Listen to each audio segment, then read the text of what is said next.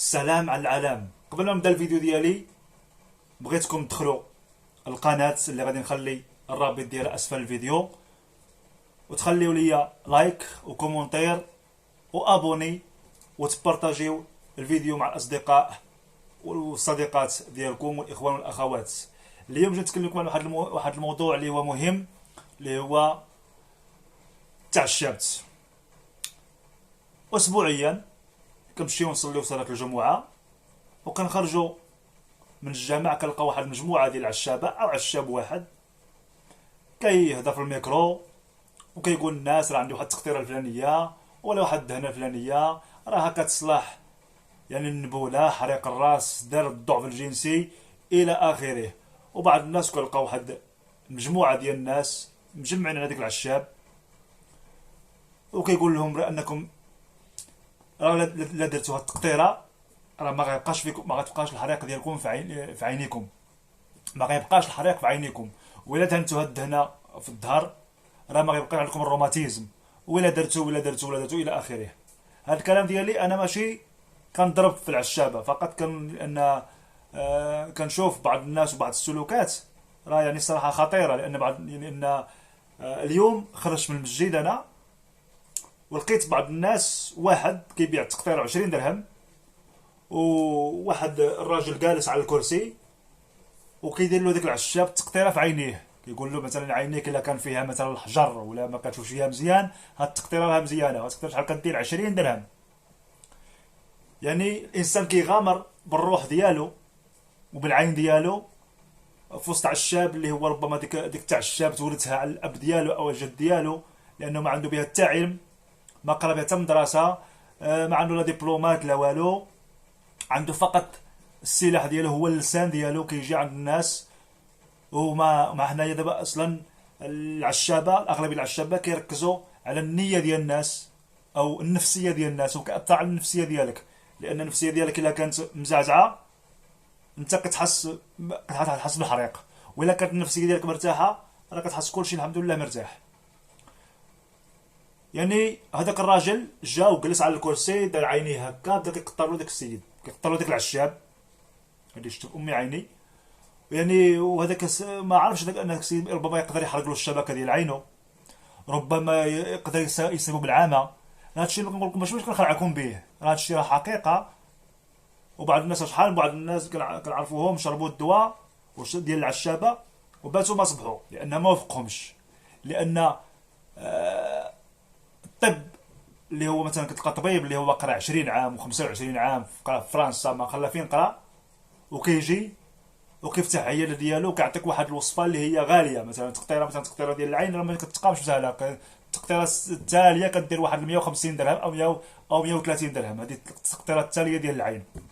وناهيك عن ادويه ديال اخرى ديال الروماتيزم وديال سميتو. وكيجي مثلا عشاب قريتو على قد الحال، ربما وارث داك المهنه على الاب ديالو او الجد ديالو، كيجي عند الناس وكيجلس كيقول بان هذا الدواء هذا راه غيداوي على الروماتيزم. الروماتيزم حنا كنعرفوا بانه مرض مزمن وما كيحيش بسهوله، خصو تحاليل وخصو طلع وهبط واطباء وكذا، وكيعطيك الدواء غير ديال المهدئات ماشي ديال ما كيبريش. لكن بعض الناس كنشوف بانهم كيجيو يقلوا على واحد العشاب وكيتيقوا وكيشريو داك الدواء وكيشربوه، وما كيعرفوش غيوافقهم في الصحه ديالهم ولا ما وافقهمش. لان الاخوان الصحه راها تاج، والصحه راها امانه فوق الاعناق ديالنا، خصنا نحافظوا عليها. راه ماشي اي عشاب جا وقال لنا واحد جوج كلمات واثر فينا غادي نثيقوا به نقولوا لان شحال من واحد كيشري واحد الدهنه، كيعطيك مثلا واحد الدهنه وكتبرا عليها انت، كيجيب لك لان النفسيه ديالك كتكون مزعزعه، وهذيك اللي كدير ديك الدهنه كتشعر بانك مرتياح.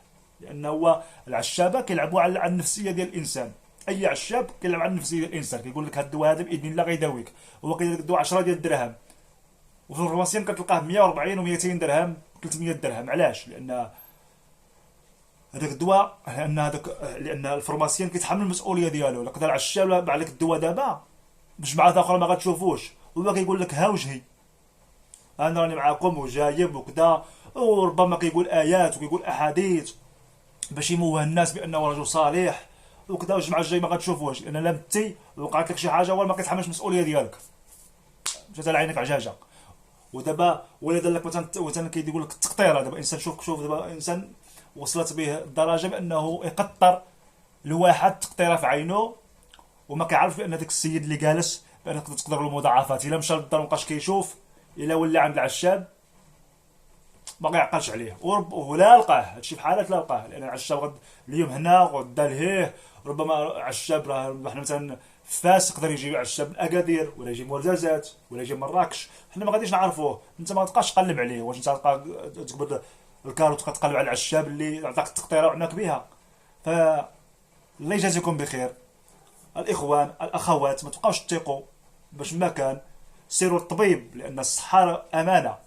سير الطبيب ودوز على عينيك، ودوز على رجليك، ودوز على ظهرك، يخرج لك التخيطمو اللي غتتبعها. ما غتخرجش نتايا صليتي الجمعه وغتخرج باب الجامع وغتلقى عشاب جاب لك واحد المجموعه ديال الادويه ما عرفناش المصدر ديالها منين جاي، ما عندها لا تاريخ لا تلعبه، فقط هو يعني جاي هذا وكيقول لك بان هذا الدواء راه كيعالج من مرض معين وغنثيقوا به وغنشريوه. وفقط حنا لاننا حنا الشعب كيتبع الرخاء، للاسف كيتبع الرخاء. يعني لقينا مثلا دهنه كدير 10 دراهم كتقول وهذه نشوفها على الله، حسن ما نمشي نشري الدواء اللي كيدير 200 درهم. ايه الله يحسن العوان، كل واحد والقدره الماديه ديالو، كنا الحمد لله ضعفاء تحت الله. لكن الانسان ما يغامرش بالصحه ديالو، ما يغامرش بالعمر ديالو. يعني يحاول يدوز عن اطباء هما اللي خرجوا له هذا. ما يشريش واحد النبته، ما يشريش واحد الدهنه، او يشري واحد التقطيره ما عرفش المصدر ديالها تقدر تعميه، او يشرب واحد الدواء اللي يقدر يسبب له مضاعفات وتؤدي به لا قدر الله عفوا وتقدر به لا تقدر به لا قدر الله الى الوفاه. يعني فحافظوا على الصحه ديالكم وما تبقاوش تثقوا باي حاجه، لان العشابه راس ماله هو الهضره، كيبيع لك الهضره. هو اصلا ما يعني كيدوز 16 على ديك الهضره باش كيجي وكيبيع لك ديك الوصفه. فيا ريت بانكم تخدموا العقل ديالكم شي شويه قبل ما تقدموا على شي حاجه. انا هذا الكلام ديالي او هذا الفيديو ديالي راه ماشي كنضرب في العشاب، ما كنقول له انت راك مزيان شغلو هذاك، لان هذيك المهنه ديالو. انا ما كنضربش فيهم، فقط انا كنبه الناس. هذا فقط تنبيه للناس، هذا الفيديو هذا تنبيه للناس بانهم ما يبقاوش اللي سمعوها واللي شافوها كتباع حداهم ورخيصه يمشيو يشريوها. لا تخاطر ولا تغامر. وسمحوا لي على الاطاله، كنتمنى هذا الفيديو هذا يتبارطاجيوه مع الاصدقاء ديالكم والاخوان ديالكم والعائلات ديالكم، ودوزوا بخير.